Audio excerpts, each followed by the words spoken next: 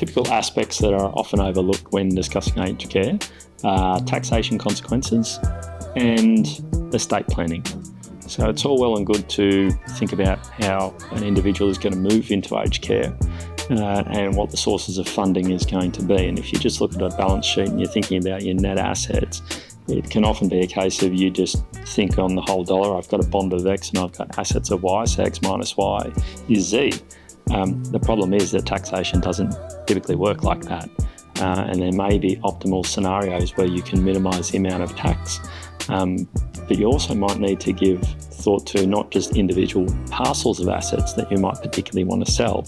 You might also need to think about the outlook for those, and is it beneficial to realise some now versus is there the potential for greater gains, and is some of those greater gains going to exceed the total level of tax that you might also then face paying in the shorter term if you were to realise those assets promptly. So, there's a bit of forecasting and projection that we work through.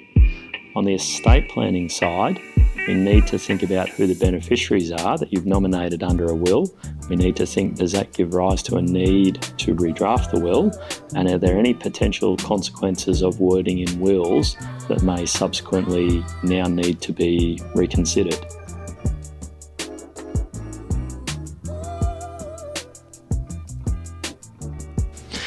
So we support our clients through the aged care transition process, just given the depth of technical expertise we have, and I want to stress that we have some significant depth that you typically don't find elsewhere in the industry.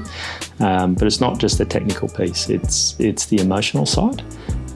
So quite often it's a challenging time in our experience, where people are dealing with eventualities in life that we don't like to kind of think about on a daily basis, and so the tendency to make emotionally driven decisions, and when you are dealing with highly complex rules at that point, you need someone that you can completely trust, that has full understanding of your entire broader situation, that's actually cared enough to sit down and kind of go through documents, like read your wills, understands what you want to have happen, and therefore provides more of a holistic, total,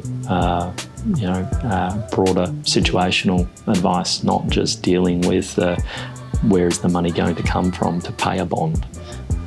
It's people who can sit down and help and hold family discussions and take you through the end-to-end point, complete the paperwork for you if you're not feeling up to it, have the necessary conversations with other people, as well as explain all the impacts and simplify things. I think that's the value of what we provide.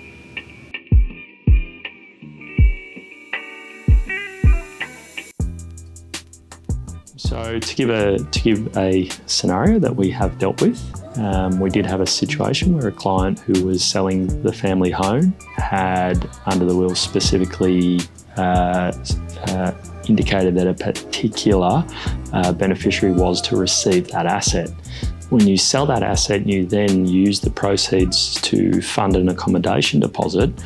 There's the loss of capital growth, but also if only a part of those proceeds go to then pay that accommodation deposit, well, then you need to kind of consider, well, what gives rise under the current wording of the will with the residual proceeds.